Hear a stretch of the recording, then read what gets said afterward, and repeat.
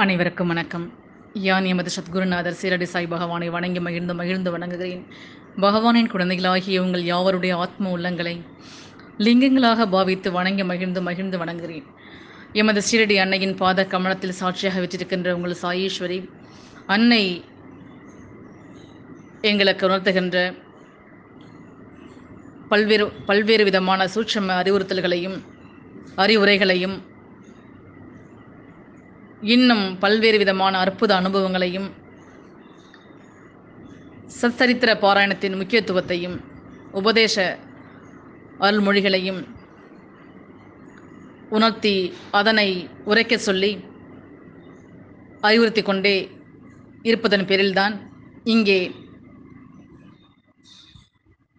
இங்கே உங்களுக்காக உரைத்து கொண்டிருக்கின்றேன். ஆகவே இதனை சாட்சியாகவே உரைக்கின்றேன். ஆகவே நாம் அனைவரும் ஒன்று சேர்ந்து பகவான் உரைப்பதாகவே பாவித்து ஏற்றுக்கொண்டு இதனை நம்முடைய அக தெளிவுக்கான வழிமுறைகளாக புற வாழ்வியல் இயக்க செயல்பாடுகளுக்கான உந்து சக்தியாக இதனை படித்து உணர்ந்து தெளிவு பெற்று பகவான் எவ்வாறெல்லாம் கூறுகின்றார், எவ்வாறு செயல்பட நம்மை ஊக்குவிக்கின்றார், எந்த பண்புகளோடு வாழ்ந்தால் தம்முடைய குருவினுடைய அனுகிரகத்தை பெறலாம், அவ்வாறு பெற்று இன்னும் நம்முடைய இகஜக வாழ்வில் உயரிய நிலையை பெறலாம் என்கின்ற நோக்கத்தில்தான் இங்கே பல்வேறு நிலைகளில் பகிர்ந்து கொண்டு வருகின்றோம். மிகுந்த தொலைநோக்கு பார்வையோடு தனிப்பட்ட மனித உயிரானது குருவினுடைய ஆற்றலை எவ்வாறு கைக்குள் வைத்துக்கொண்டு இந்த இகஜக வாழ்வில் முன்னேறி சக்தி வாய்ந்த மனித உயிராக ஆத்மவளர்ச்சி பெற்று நாம் பிறவா நிலையை அடையவும், இந்த இக வாழ்க்கையில் எவ்வாறு ஒவ்வொரு செயல்பாடுகளையும் மனிதர்களையும் எதிர்கொள்வது என்கின்ற அந்த வைராகிய தன்மை பெறவும், சத்திய மனித நேய பண்புகளை கடைபிடிக்கவும் தான் குரு பல்வேறு நிலைகளில் நம்மை புடம்போட்டு கொண்டு வருகின்றார். அதற்காகவே தான் பல்வேறு விஷயங்களை அறிவுறுத்தி கொண்டே இருக்கின்றார். இறை பண்புகளோடு வாழ்வதற்கான அடித்தளத்தை பல்வேறு நிலைகளில் நமக்காக உணர்த்தி கொண்டே இருக்கின்றார். அதுவே சோதனை காலமாக நமக்கு தெரிகின்றது. நம்முடைய சித்தம் தெளிய வைக்கவே குரு பாடுபடுகின்றார். ஆகவேதான் அவர் நம்மோடு செயலாற்றி நம்முடைய சொல், செயல், மனம் ஆகியவற்றை ஒரே நேர்கோட்டில் இயங்க வைத்து மன மாயிலிருந்து விடுபட்டு விழிப்புணர்வு தியானத்தை மேற்கொண்டு இன்னும் சக்தி வாய்ந்த மனித உயிராக நாம் உலா வர வேண்டும் என்கின்ற அந்த பேர் ஆவலில்தான் குரு நம்மை முழுவதுமாக ஒப்படைத்தால்தான் அவருடைய ஆற்றல் நமக்குள் வியாபித்து செயலாற்ற முடியும் என்கின்ற அந்த விழிப்புணர்வு தன்மையில்தான் குரு இவ்வாறு கூறுகின்றார். அவருக்கு ஒன்றுமே இல்லை. நம்மை புடமுடுவதால் அவருக்கு எந்த லாபமும் அவரால் அடைந்திட முடியாது. ஆகவே நமக்காக அவதரித்து நம்முடைய உயிரில் கலந்து நம்முடைய சித்தத்தை தூய்மைப்படுத்தி சொல், செயல், மனம் ஆகியவற்றை ஒரே நேர்கோட்டில் இயங்க வைத்து மனித நேயத்தோடு சத்திய பண்புகளோடு வாழ்ந்து நாம் எடுத்துக்காட்டான ஒரு உயிராக இறையச்சத்தோடு வாழ வேண்டும் என்கின்ற அந்த உயரிய நோக்கத்தில்தான் குரு நம்மை கரம்பிடிக்க கூறுகின்றார்.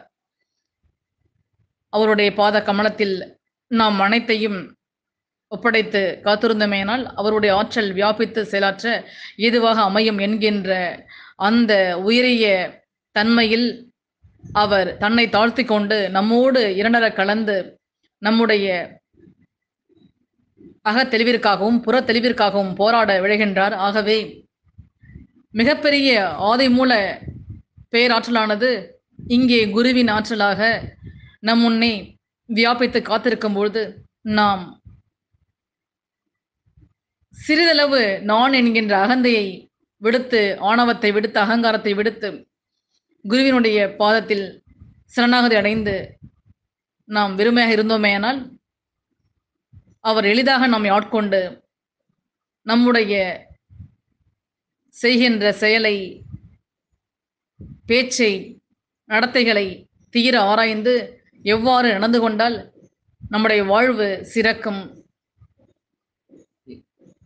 யாரோடு நாம் தொடர்பை வைத்துக் கொள்ள வேண்டும், எப்படி வாழ வேண்டும், எவ்வாறு வாழ்ந்தால் நம் சித்தம் தெளிவாகும், எந்த பண்புகளை கைவர பெற வேண்டும் என்கின்ற பல்வேறு கோணங்களில்தான் குரு நம்மை வடிவமைத்து ஆத்ம முயற்சி பெற செய்து ஆத்ம பலத்தை, ஆன்ம பலத்தை பரிசோதிக்கின்றார்.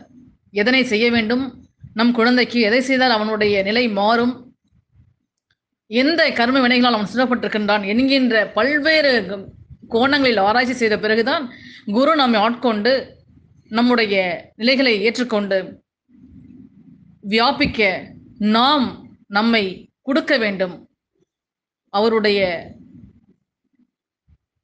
பேரன்பின் இருப்பிடமாக அந்த ஆதி மூல ஆற்றலோடு கரையை நாம் நான் என்கின்ற அகந்தை விட்டு வெற்றிடமாக்கி கொண்டால்தான் குருவினுடைய ஆற்றல் இயங்க முடியும். ஆகவேதான் குரு இவ்வாறாக அறிவுறுத்தி கொண்டே இருக்கின்றார். சாட்சி பாவமாக பற்றில்லாமல் எதனையும் பற்றி கொண்டு வாழ்ந்தால் உம்மை இயக்க யான் முன்வருவேன் என்று சூக்ஷ்மமாக உணர்த்தி கொண்டே இருக்கின்றார். இங்கே பகவான் மேலும் உணர்த்துகின்றார், எமது அன்பார்ந்த குழந்தைகளே, நேற்று இன்று நாளை என முக்காலங்களில் வாழ்க்கையினுடைய சாராம்சம் அடங்கியுள்ளது என்பது உங்களுக்கு அனைத்தும் தெரியும். நேற்று நீ கடந்தவை நேர்மறையோ எதிர்மறையோ அவைகள் உன் மனதில் பதிந்திருக்கும். நேர்மறை உன்னில் ஆழமாக பதிந்தது என்றால் உன் மனம் திடமாக உள்ளது, அதன் வழியே நீ சரியாக பயணிக்கின்றாய் என்ற அர்த்தம். அதே உன்னை எதிர்மறை நிகழ்வுகள் பதிந்தால் மனம் திடமாக இல்லை என்று நீ அர்த்தம் கொள்ள வேண்டும் எமது குழந்தைகளே. ஆகவே அது இன்று என்ற நேரத்தையும் நிம்மதியாக வாழவிடாது. இன்று என்பதுதான் நிகழ்கால நிதர்சனமான உண்மை என்பதை நீங்கள் விழிப்புணர்வோடு புரிந்து கொள்வீராக. அதனை நீ உணர்ந்து நேற்றைய பொழுதை திருத்தி வாழ முற்பட்டால்தான் நிம்மதி என்ற தென்றல் உங்களுடைய வாழ்வில், உங்களுடைய செயல்பாடுகளில் அது எதிரொலிக்கும். இன்று என்பது நீ வாழும் இந்த நிமிடம், அடுத்த நிமிடம் என்ன நடக்கப் போகின்றது, இன்று என்பதே நிகழ்கால இன்றைய வாழ்க்கையானது இந்த நிமிடம் என்பது போன்றது. அடுத்த நிமிடம் என்ன நடக்கப் போகின்றது என்பது உனக்கு தெரியாது. அப்படி இருக்கையில் என்றோ நடக்கப் போக இருப்பதை நினைத்து கனவு காண வேண்டாம். கனவு என்பது ஆக்கப்பூர்வமாக இருக்க வேண்டும் என்பது என்னுடைய கருத்து. உங்கள் அனைவரையும் கனவு காண வேண்டும் என்று வேண்டாம் என்று நான் சொல்லவில்லை. ஆனால் அந்த கனவானது உன்னுடைய வாழ்க்கைக்கு உத்வேகமுடையதாகி அமைய வேண்டும் என்பது என்னுடைய கருத்தானது இருக்கின்றது. உங்களுள் ஒரு எழுச்சியின் தீபந்தமாய் உங்களுடைய எதிர்கால வாழ்க்கையினுடைய திட்டத்தினுடைய தீர்வு இருக்க வேண்டும். அதனை நோக்கி பயணித்து நான் இந்த செயலை முடித்து எதிர்காலத்தில் மிகச்சிறந்த ஒரு உயரிய நிலையில் அடைய வேண்டும் என்கின்ற அந்த எழுச்சியினுடைய நிலையோடு நீங்கள் உங்களுடைய புற வாழ்க்கை செயல்பாடுகளில் திட்டம் வகுத்து அதனை நோக்கி நீங்கள் முன்னேற எம்முடைய பலத்தையும் ஒரு சேர ஈர்த்து கொண்டு முனைப்போடு செயலாற்றிடவே யான் இதை கூறுகின்றேன். ஆகவே நிகழ்காலத்தில் நீங்கள் முழுமையாக இருக்கும் பொழுதுதான் ஒரு விஷயத்தை நீங்கள் முழுமையோடு செயல்பட்டு அதனை நோக்கி நீங்கள் பயணிக்க முடியும்.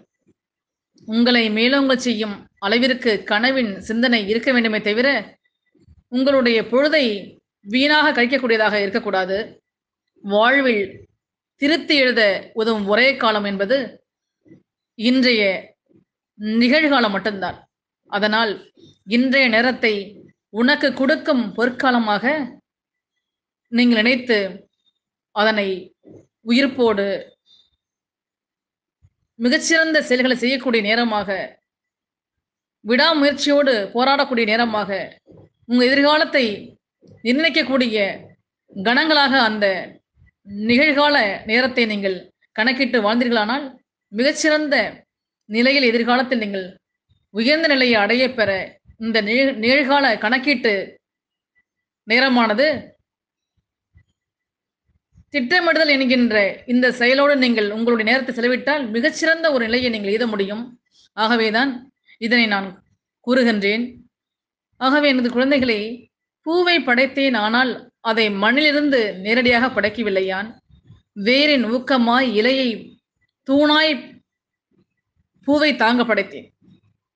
அதைப் போலவேதான் உங்களுடைய நாளைய பொழுது என்பதை தாங்க நேற்று என்ற வேரை இன்று என்ற இலையை பசுமையாய் உணர்த்த சில சூழ்நிலைகளை உங்களுக்கு காண்பித்தேன். நீங்கள் உணர ஆரம்பித்து விட்டீர்கள். அதனால்தான் என் வார்த்தைகள் உங்களுடைய செவிக்கும் மனதிற்கும் மூளைக்கும் எட்டுகின்றது. ஆகவே எதற்கும் கவலைப்பட வேண்டாம் எமது குழந்தைகளை நீங்கள் எதனையும் நான் என்ற தன்மையில் பற்றி கொண்டு வாழ முயற்சிக்காதீர்கள். வாழ்க்கை என்ற நாடக மேடையில் நடிக்க வந்த வேடதாரிகளாக நீங்கள் இருக்க வேண்டும் என்பது என்னுடைய ஆவல். வெளிப்புற பற்றை சற்று குறைத்து கொண்டு உங்களுக்குள் இருக்கும் அழியாத மூல ஆற்றலை நீங்கள் பற்ற வேண்டும். உங்களுடைய இயலாமையை நீங்கள் ஏற்றுக்கொள்ள வேண்டும். அப்பா, உங்களுடைய அத்தனை அறிவுரைகளையும் உபதேச மொழிகளையும் ஏற்றுக்கொண்டேன். ஆனால் அதை செயல்படுத்தி பார்க்க முடியவில்லை, பின்பற்ற முடியவில்லை. என்னால் என்னுடைய இயலாமையானது மாயையிலிருந்து விடுபட முடியவில்லை.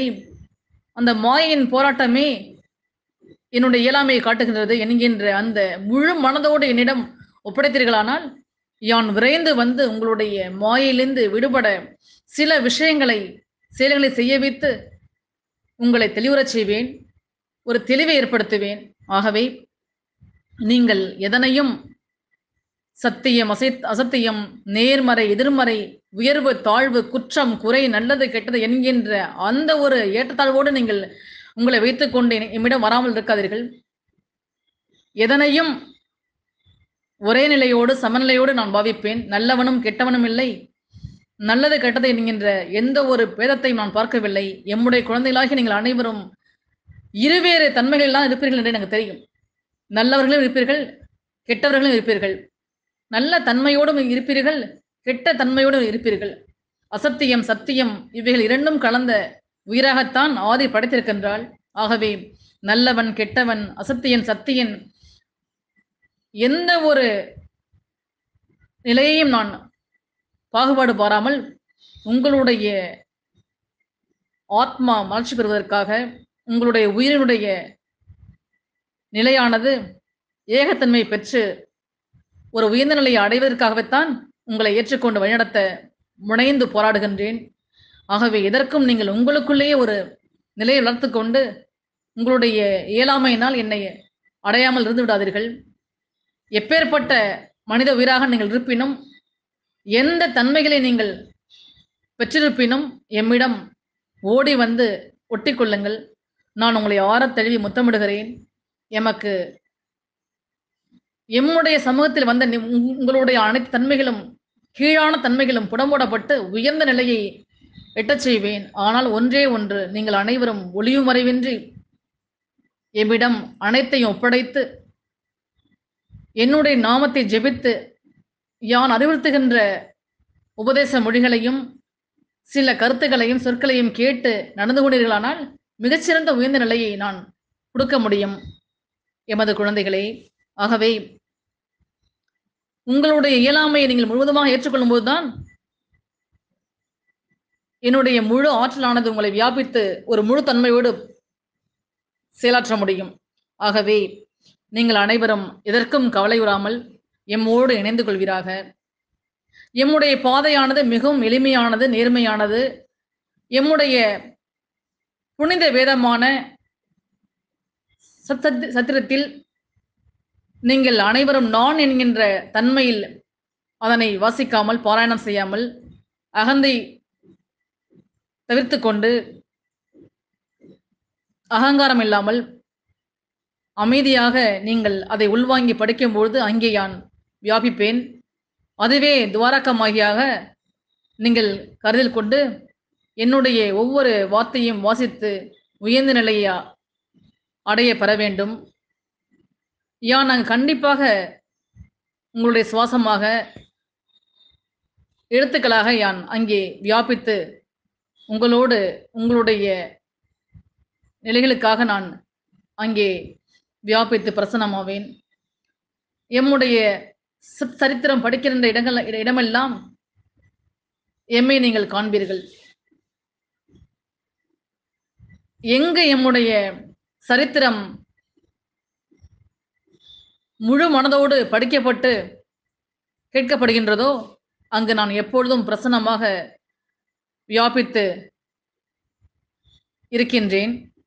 பக்தியுடனும் விசுவாசத்துடனும் மறுபடியும் படிக்கும்பொழுது சகல பாவங்களும் நீக்கப்பட்டு நீங்கள் உயிரை தன்மையை அடைய நான் செயலாற்றுவேன்.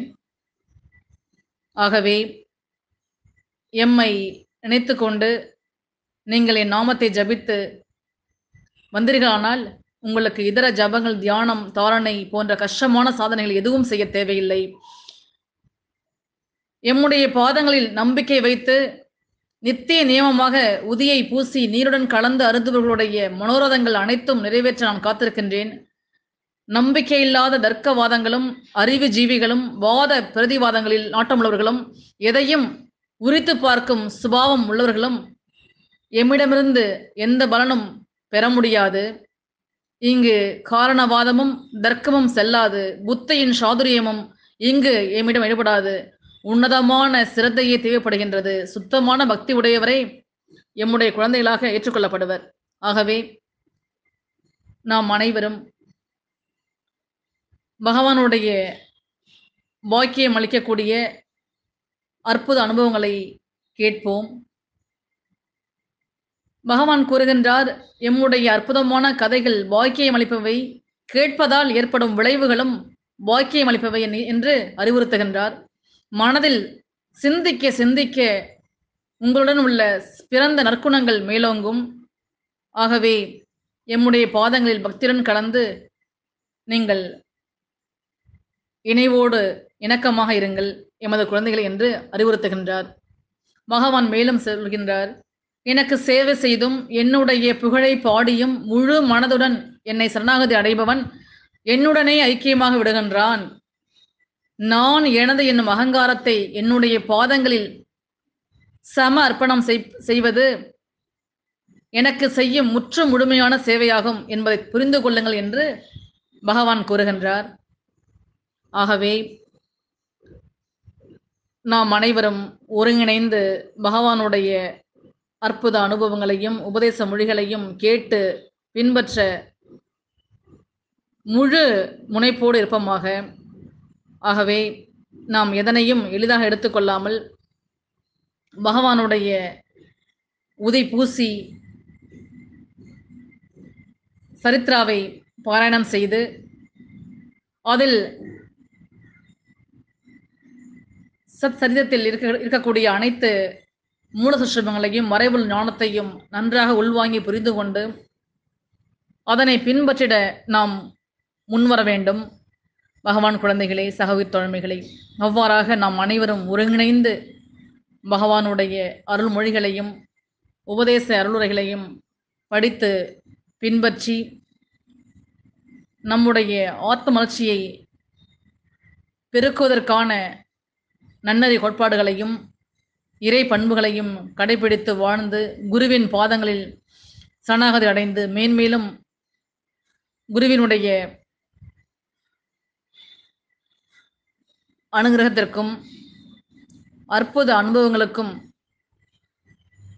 பெறக்கூடியவர்களாக நாம் நம்மை உயர்த்தி கொண்டு குருவினுடைய கடைக்கன் பார்வைக்காக நாம் காத்திருப்போம். ஆகவே நாம் அனைவரும் ஒருங்கிணைந்து சாய் சமூகத்தில் சாயை பணிவோம். அண்ட சராசரமெங்கும் சாந்தி நிலவ துணையிருப்போம். வாழ்க வளமுடன், நலமுடன் வாழ்க. நன்றி, வணக்கம்.